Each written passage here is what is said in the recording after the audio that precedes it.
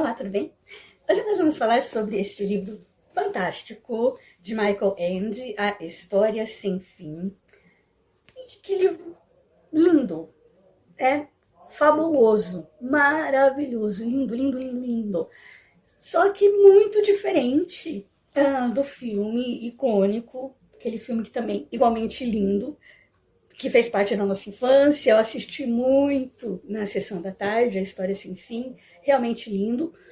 Tem lá as suas diferenças, e se você viu o filme, você tem que ler o livro, porque é demais, é fantástico, é profundo, tem uma pegada muito diferente, é muito mais sombrio, tem muito mais aventuras, e tem uma mensagem muito mais profunda, com certeza.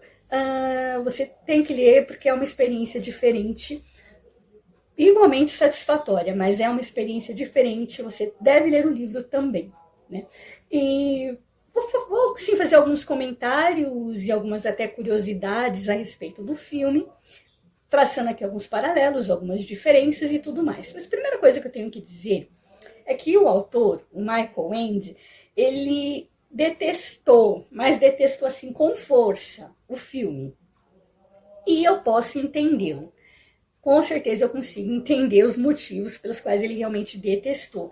E ele fez de tudo, gente. Ele processou, tentou boicotar o filme, né, para que o filme não fosse exibido, mas já estava pronto e tudo mais. Então, né, a única coisa que ele conseguiu foi tirar o nome dele dos créditos, porque ele não queria compactuar com isso, porque o filme não foi um grande desrespeito, enfim. Ele achou o filme algo abominável. Mas até aí, gente, esse é um fenômeno até que comum, né?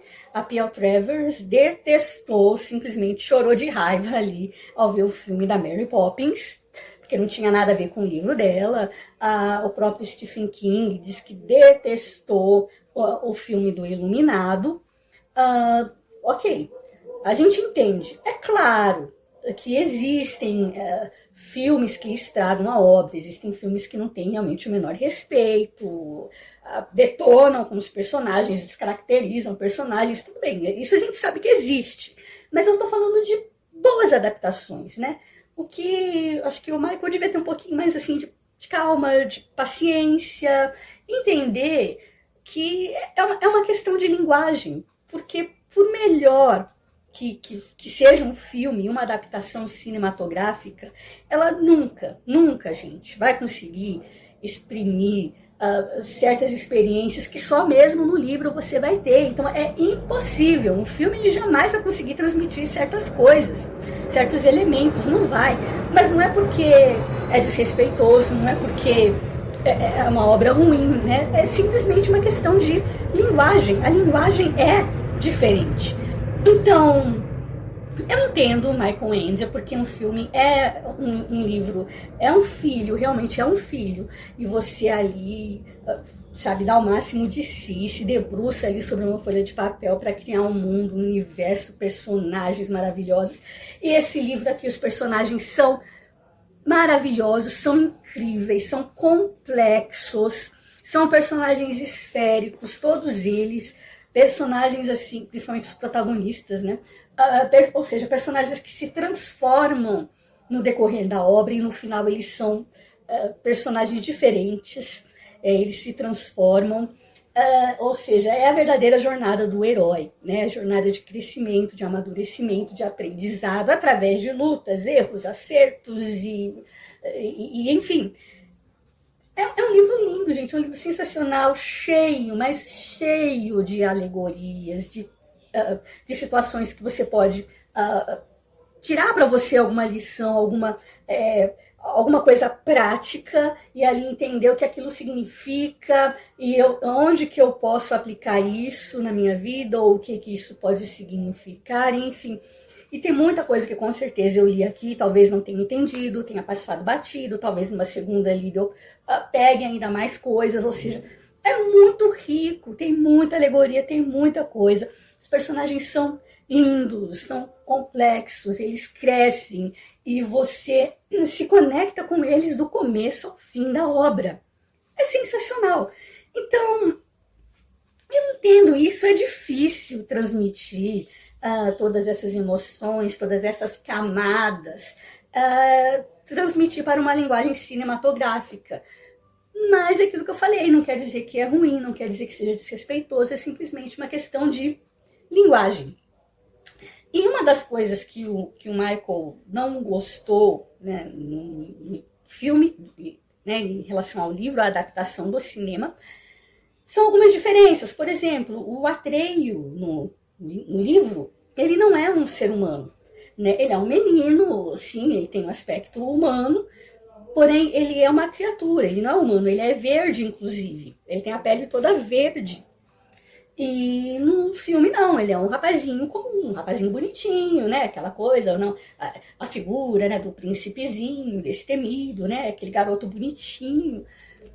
Até tentaram colocar ali uma tinta, né, no rapaz ali, mas não deu certo, não ficou bom, não ficou bonito, talvez ficasse cansativo.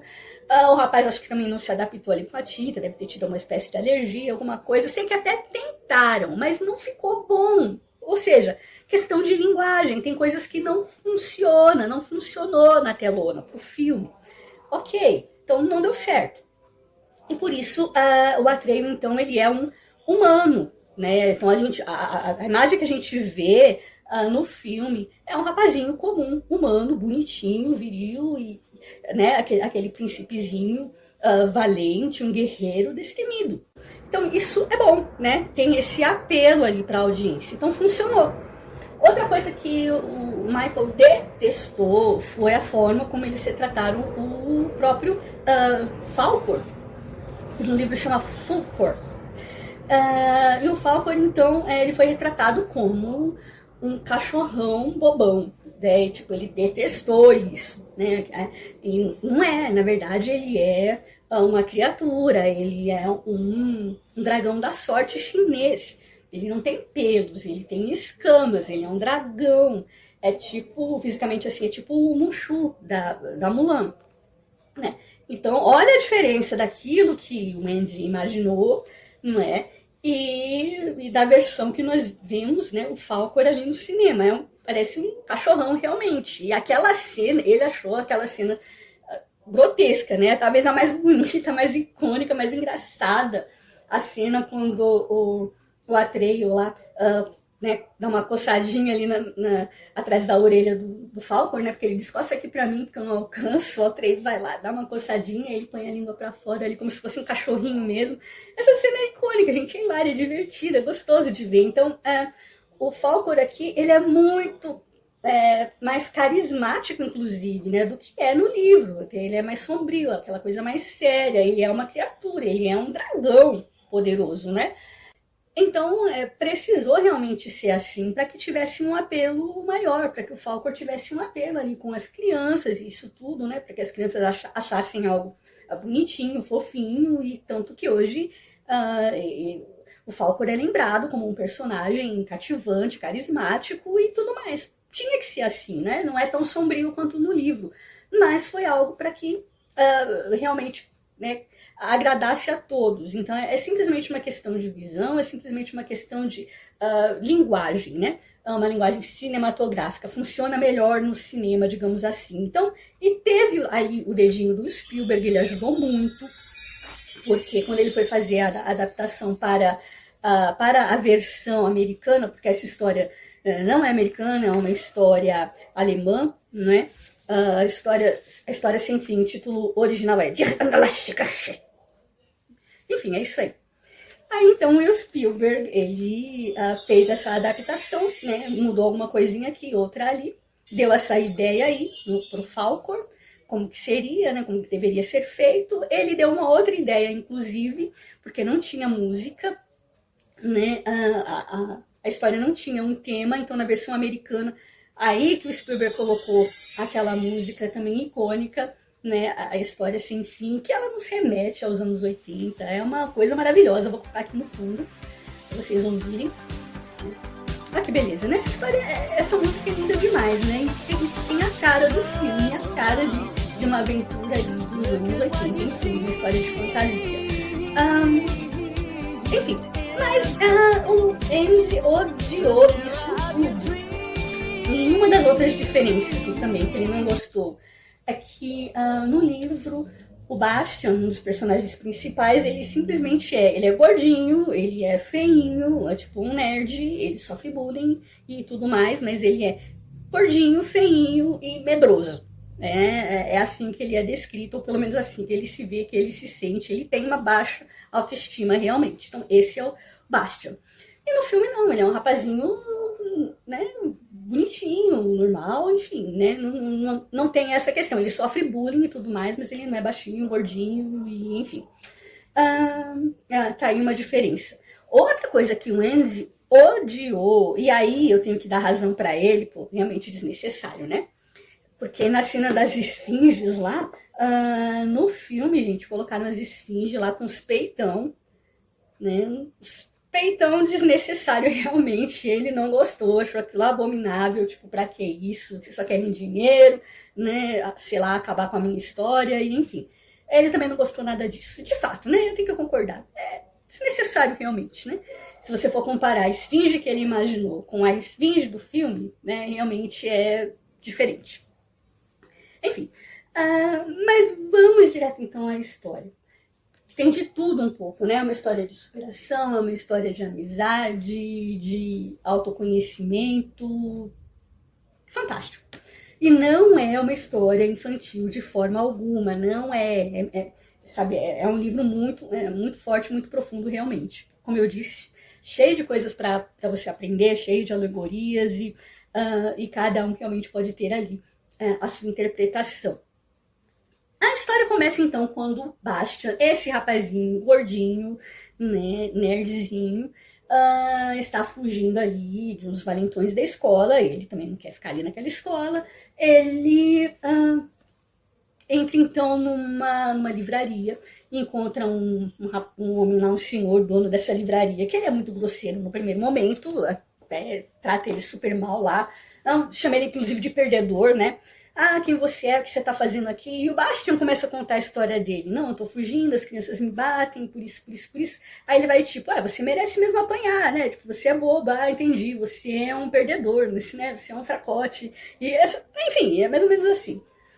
E esse homem sai para atender o telefone e o Bastian vê na mesa um livro belíssimo, que ele se interessa por aquele livro, que tem como título A História Sem Fim, e ele encontra, inclusive, na capa, essa figura aqui, né, um medalhão assim desenhado, são duas cobras, uma mordendo a cauda da outra. A gente já vai entrar nessa história, já vou explicar. Então ele pega esse livro e vai para a escola. Ele então se esconde ali em algum lugar, ele não vai para a sala de aula, ele para ali e se esconde para poder ler o livro, e ali ele fica até o final da aula, passa a noite lendo esse livro. Então ele se tranca lá, se esconde para poder ler e começa a ler a história sem fim. Tudo acontece no reino da fantasia, onde nós temos um sério problema. A Imperatriz Criança, que ela é o começo e o fim de tudo, ela está ali muito doente, não se sabe por quê, o que está acontecendo. Sei que essa criança está muito doente e se ela morrer tudo acaba, a fantasia acaba, e a fantasia está sendo devorada por um grande e terrível nada. Ou seja, a fantasia está se acabando, se desfazendo. Ou seja, não é um vilão visível, então, né, já é algo mais aterrorizante ainda, porque é um nada, é o grande nada, as coisas estão sumindo, é um nada. E ele vai engolindo as coisas, e as coisas vão sumindo, e esse nada é como se fosse um grande buraco que vai se abrindo cada vez mais, e eles meio que associam esse nada se espalhando ali pelo reino da fantasia com a doença da Imperatriz Criança, porque ela está doente. E se ela morrer, se ela continuar doente, o nada vai devorar tudo, vai acabar com tudo. E só que ninguém sabe o que é o nada e nem como deter e nem o que fazer, só sabem que a menina está doente e ela precisa de uma cura.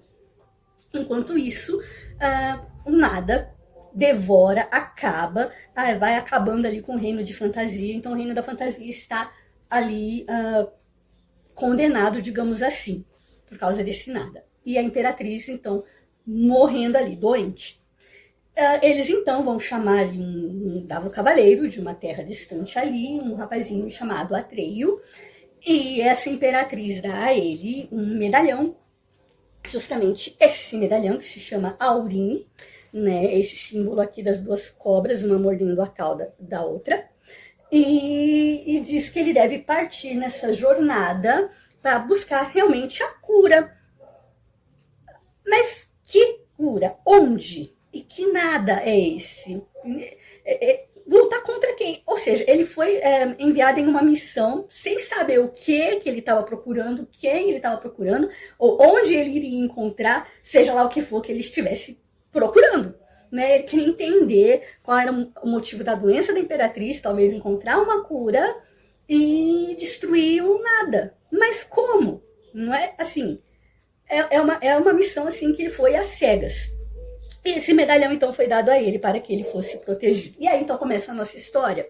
O Atreio se lançando ali pelo reino ali da fantasia, tentando entender o que estava acontecendo, buscando uma cura para a imperatriz criança e lutando contra sabe-se lá o que e de onde está vindo. Enfim, né? Então ele partiu nessa jornada cegas aí. Então esse medalhão aqui representa justamente tudo isso. E aí nós vamos ver a história, gente. Que essa imperatriz criança, né? Ela representa justamente o começo, o fim de todas as coisas. Que para haver um recomeço, as coisas têm que ter um fim. A questão do ciclo, né? Aquela coisa que se renova, aquele ciclo que começa tudo novamente, a questão do bem e do mal, esse símbolo lembra bem o yin yang, né, o balanço ali entre o bem e o mal, então tem essa questão do balanço, tem essa questão do espelho, do espelhamento, né, o Atreio é o Bastian é o Atreio, e enfim, um se vê ali no outro. Então, o livro é cheio desses detalhes, cheios dessas coisinhas. E uma das coisas que o Atreio vai descobrir no meio do caminho, que o que a princesa precisa, o que a imperatriz precisa, é que venha um filho de um homem, ou seja, de fora do reino da fantasia, alguém do mundo real, uma criança do mundo real, dê a ela um novo nome.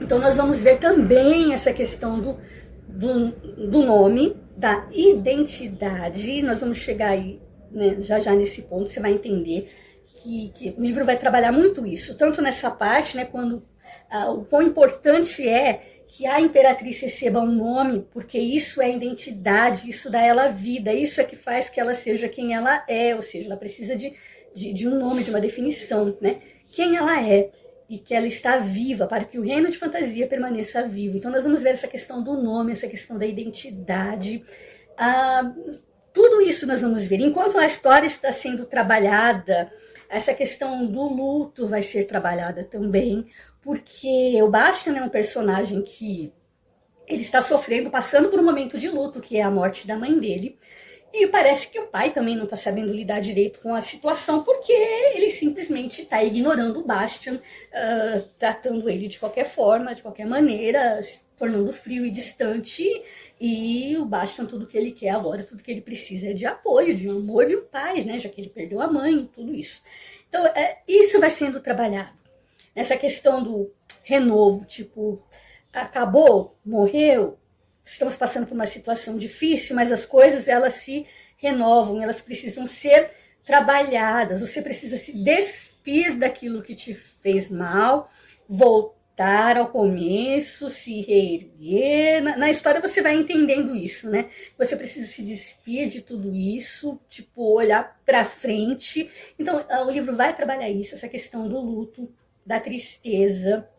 O Atreio, ele vai se lançar a essa busca, que é o nada. O que é o nada, gente? Mas nada mais é do que simplesmente a retratação ali, a gente pode tentar entender como alegoria, né? Para a depressão, que é esse nada profundo, tipo, nada mais importa, acabou, minha mãe morreu, acabou tudo, eu não sou nada, não sou ninguém, não tenho identidade, né? E você deixa isso te engolir, você deixa isso te matar por dentro, e você deixa isso, essa depressão, esse nada, essa tristeza, esse luto, enfim, e te engolindo, te comendo, e no final das contas você perde até a noção de quem você é. Nós vamos ver isso lá mais pro final. E isso é tremendo, isso vai sendo trabalhado, né, através dos olhos ali do nosso personagem principal, que é o Atreio. Vai ter aquela cena no pântano lá em que o cavalo vai sucumbir a essa tristeza, a essa depressão, ele vai se afogar, vai morrer, ele vai perder o cavalinho dele, né, o Atrax. A diferença é que no livro o cavalo fala, ele fala, né? Então é uma cena igualmente impactante e triste, né? Para ficar bem claro ali do que se trata essa questão. Esse nada é um bagulho louco, é um bagulho pesado, né? É tipo, ele acaba, é um nada, é um vazio, é uma inexistência. Tipo, você acabou, o mundo da fantasia acabou. Se as pessoas pararem de acreditar, de mencionar, de dar nome, de dizer, olha, isso aqui existe, né? Tudo vai ser tragado pelo grande nada. Então, por aí você já vai começando a fazer ali, né, essas analogias, enfim. O Atreio, então, vai passar por todo tipo de lugares, vai conhecer todo tipo de criaturas. Cada uma vai falar uma coisa, olha, você tem que ver não sei quem, você tem que ir não sei onde, você tem que procurar não sei quem, a verdade está não sei aonde. Até que ele vai chegar à conclusão de que o que a Imperatriz precisa é de que um filho de um homem, ou seja, alguém que venha do mundo da realidade, ou seja, que venha de fora de fantasia, venha e dê um novo nome à Imperatriz. É só isso que ela precisa, um novo nome. Então, mas e aí, como? Onde eu vou achar? O Atreio, então, vai ter ali a ajuda do Falkor, né, que é esse dragão chinês da sorte. Falkor, então, vai ajudá-lo e eles vão passar por todo tipo de aventura, por todo tipo de lugar, por todo tipo de perigo. O Atreio, ele vai chegar no final acabado, sem força, ele vai ser até envenenado. Vai acontecer muita coisa com o Atreio e com o Falkor. Falkor, então, já vai estar sem forças. E vai ter um momento da jornada deles em que o Falkor vai dizer, mestre, veja bem, a gente já está correndo aqui há muito tempo. O que nós estamos procurando agora? Nós estamos procurando um filho de um homem e trazer essa pessoa aqui para a fantasia, para essa pessoa dar um novo nome para a Imperatriz, correto? Só que é o seguinte, a gente não sabe como fazer isso. A gente já percorreu toda a fantasia. Fantasia não tem fronteiras, não há fronteiras em fantasia. Não tem como a gente sair daqui e trazer alguém. Isso é algo que vai além da nossa capacidade. E o Atreio, e aí, o que se sugere que a gente faça? O Falkor diz, eu acho que ao invés de ficar perdendo tempo tentando procurar uma saída de fantasia, de tentar encontrar esse filho desse homem, eu acho que a gente deve voltar ali para o palácio, né, da Imperatriz, a gente deve voltar e a gente deve contar para ela o que a gente sabe. Porque ela sim vai ser capaz, talvez para ela seja muito fácil trazer alguém do mundo real, talvez para ela seja fácil encontrar esse filho do homem, ou talvez ela possa dizer pra gente onde ele tá, né? E porque se a gente ficar perdendo tempo aqui, a gente nunca vai conseguir. Nesse meio tempo ela pode morrer, e eu acho que a gente tem uma informação que pode ser útil para ela agora, nesse momento. Então a gente tem que voltar para lá, e eu acho que a gente deve dizer para ela o que a gente descobriu e ver o que acontece, porque a gente não tem condições, é impossível. Então, depois de muito pensar ali e tal, Atreio disse, não tem razão, vamos voltar, né? Todo acabado, todo machucado, depois de ter passado por tudo que você pode imaginar, tudo mesmo. Eles voltam então lá para o Palácio de Mármore, né? O Palácio da Imperatriz. Atreio morrendo ali. Nesse meio tempo, o Atreio, ele passa por um lugar lá, um lugar das 1000 portas, não sei o que, ele encontra um espelho, ele tem um vislumbre ali do Bastian, né? Ele consegue ver através desse espelho, num breve momento ele vê o Bastian ali, e Bastian sente também que ele está sendo observado, né? E tudo bem, mas eles voltam ali então com o Falkor, né? Ele volta com o Falkor até o Palácio da Imperatriz Criança e diz pra ela, olha, eu falhei, porque, olha, eu passei por tantas coisas, mas por tantas coisas e eu não consegui achar a cura, eu não consegui achar esse filho do homem, eu não sei aonde, me perdoe, eu falhei. E a Imperatriz Criança vai dizer, de forma alguma você falhou, você trouxe ele aqui até mim. Mas como? Como? Não, né? Eu tentei de todas as formas, né? Eu não consegui, eu falhei, eu sinto muito. Mas ele está aqui agora, ele está olhando para nós. E tudo que ele tem que fazer agora é dizer o meu nome em voz alta e eu vou ser curada. Mas como? Quer dizer que você já sabia disso o tempo todo e me deixou passar por tudo isso? Tudo foi em vão? Ela disse, não. Porque ele jamais viria se não fosse através de você. Ele veio com você. Você o trouxe até mim. Ele precisa dizer o meu nome em voz alta. E aí, nisso, o Bastian já tinha se tocado que eles estavam falando dele, né? Mas onde ele está? Ele está agora, ele está lendo a história. Ele, né, faça logo, porque está tudo acabando, o tempo está acabando. Fale meu nome, fale meu nome. E o Bastian, não pode ser verdade, é loucura isso, não estão falando de mim de jeito nenhum. Até que ele se convence de que, não, é de mim mesmo que eles estão falando. Só que aí, os dois, né, e a imperatriz lá, quase implorando, fale o meu nome. Ou seja, você vê como essa questão do nome, da identidade é importante, como isso é bem trabalhado aqui nessa obra. E aí o Bastian, só que ele vai ficar num conflito muito grande, um conflito assim. O que vai acontecer comigo se eu falar o nome dela? O que vai acontecer comigo? Eu vou ser sugado para esse mundo, não sei o que pode acontecer, pode ter 1000 dragões, 1000 coisas, 1000 perigos, assim como o Atreio quase morreu. Eu não quero ir para lá, para esse lugar, encontrar um monte de bicho, de obstáculos. Eu sou gordo, eu sou medroso, eu sou feio. E eles não estão. Eles querem um herói. E eu não posso falar o nome da Imperatriz, porque eu vou ser transportado para lá. E já pensou se eu olhar o Atreio cara a cara e ele me vê gordo e feio e medroso? Ele vai rir de mim na minha cara. Eu não posso fazer isso. Então, mas naquele momento. Então, essa é a grande questão, né? Do Bastian nesse momento. Isso é muito lindo, é muito trabalhado, essa questão do vou, não vou, será que eu devo?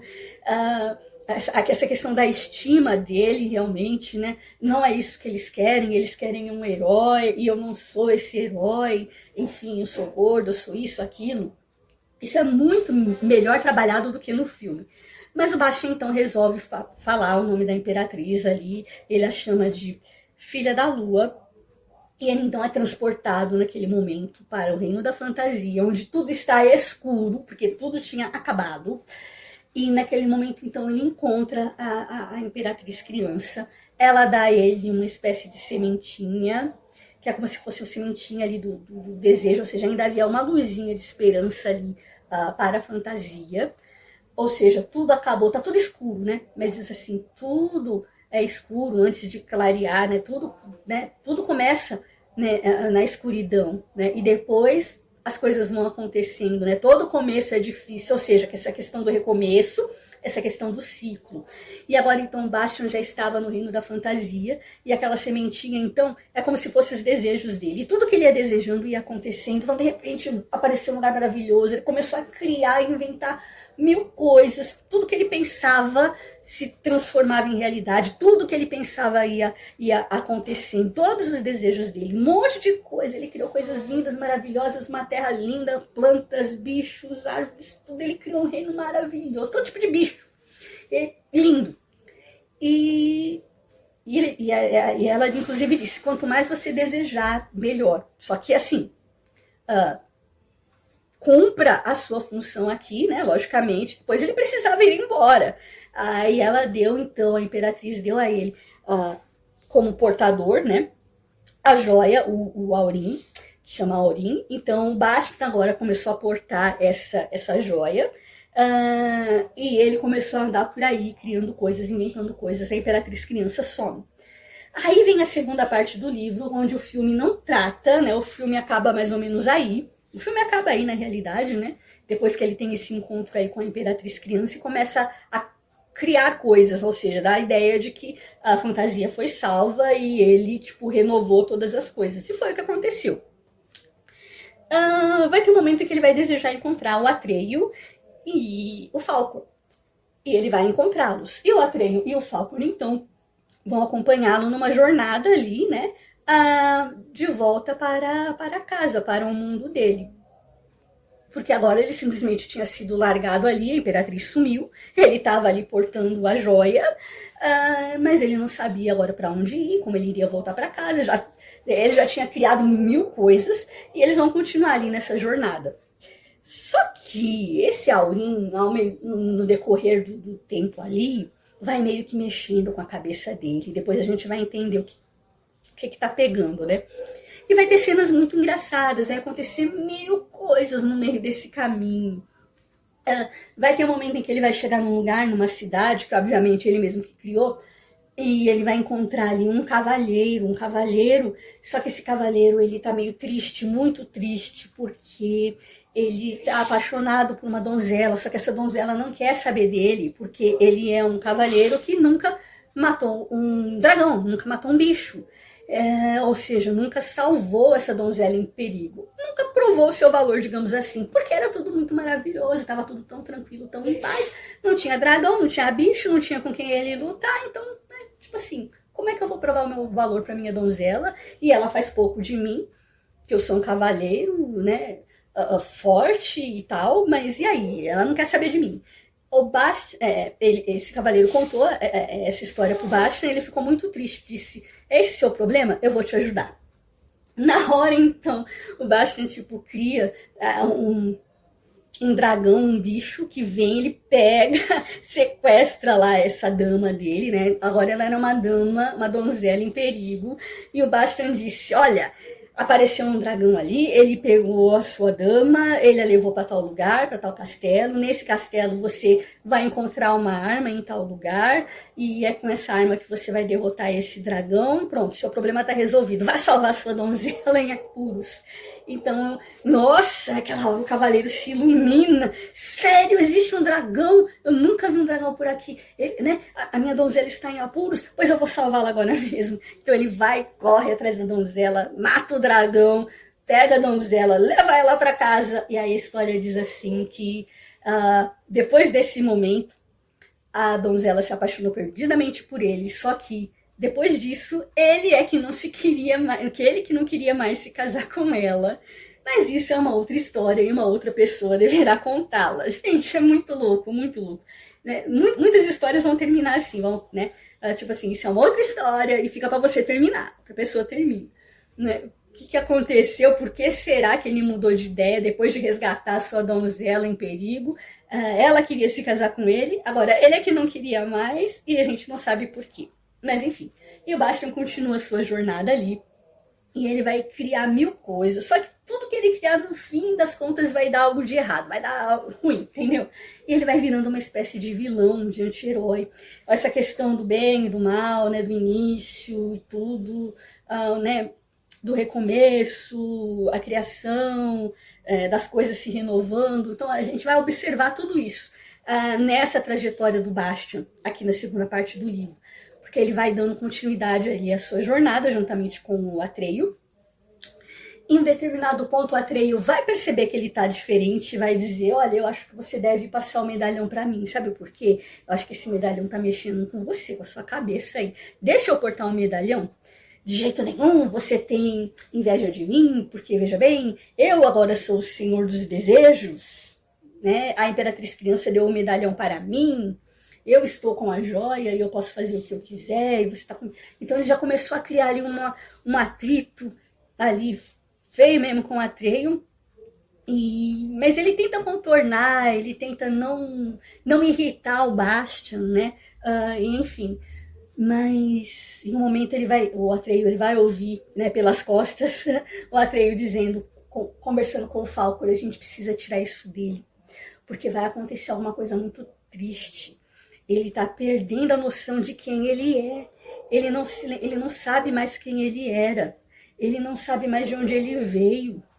Né? Ele contou a história dele para mim, mas agora você pode ver, ele não lembra de mais nada.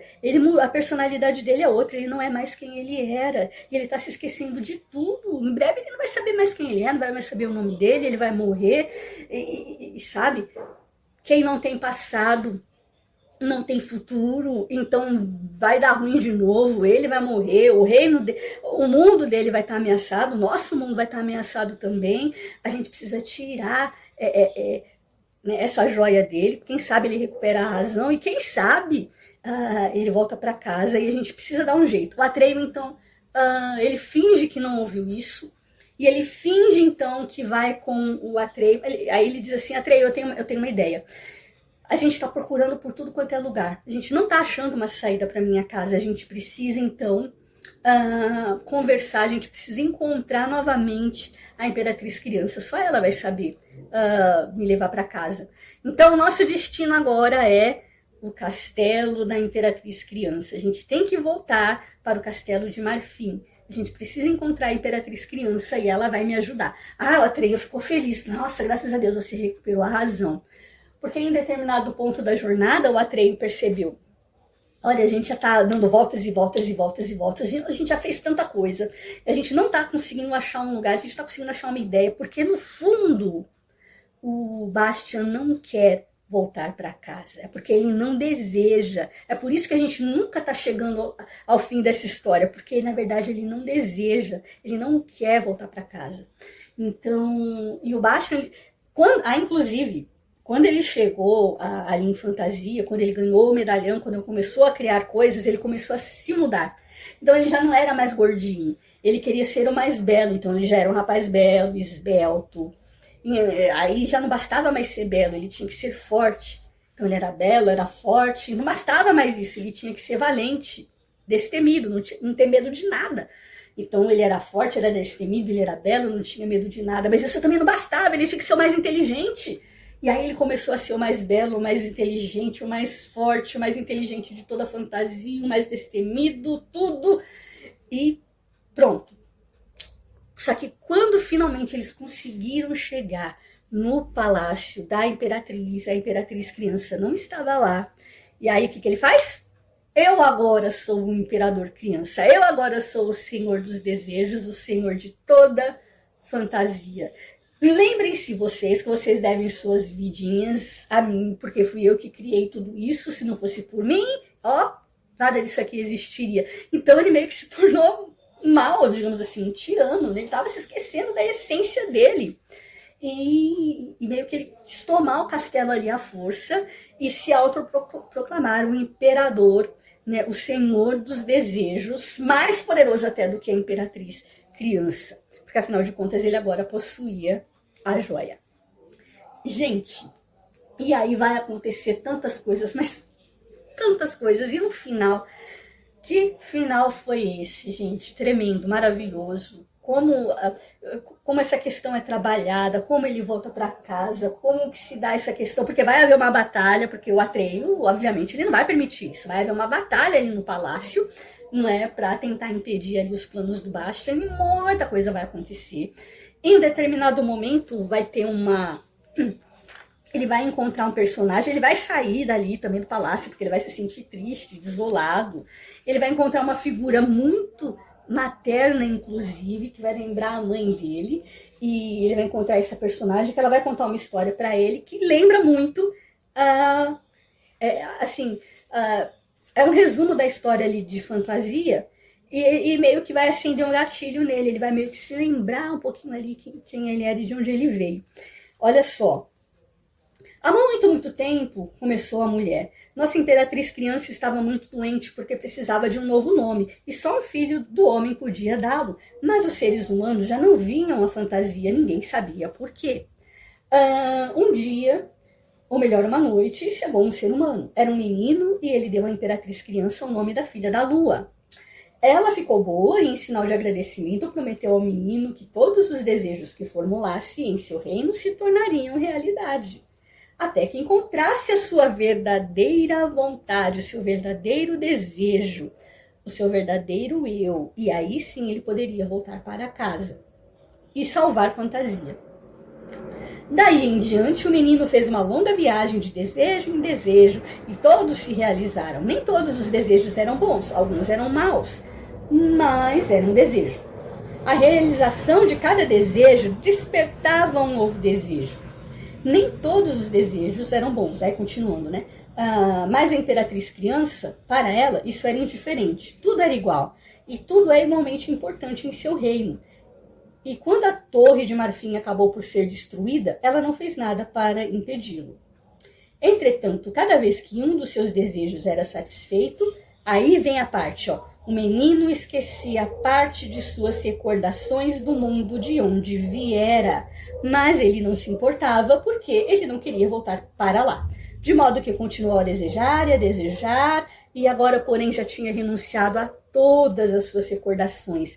E sem recordações não se pode fazer mais desejos. Quem não tem passado não tem futuro. Então, de novo, Fantasia estava condenada, só que dessa vez meio que por culpa do Bastian.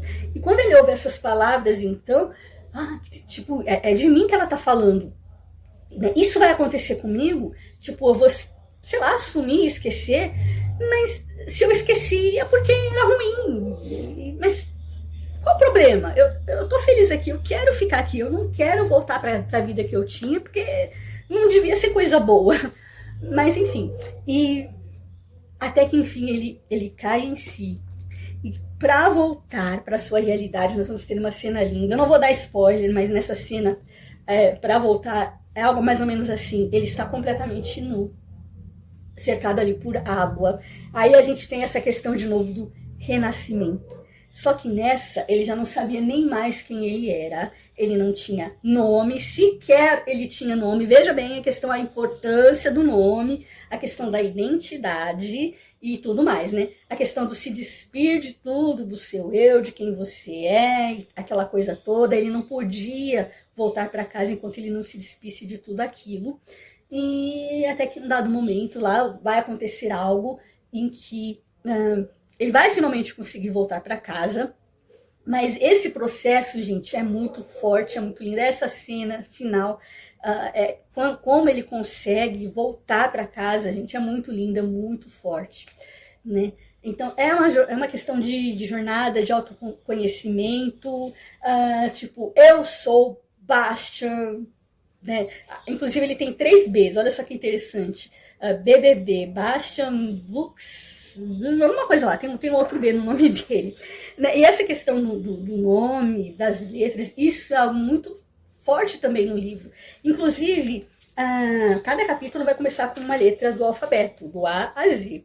Né? Olha que interessante. Então, tudo isso aqui, ou seja, dá essa ideia de continuidade, do começo, fim, ciclo, uma história que não se acaba verdadeiramente, começos e começos, nascimento, né, a morte de algumas coisas para que outras venham a renascer.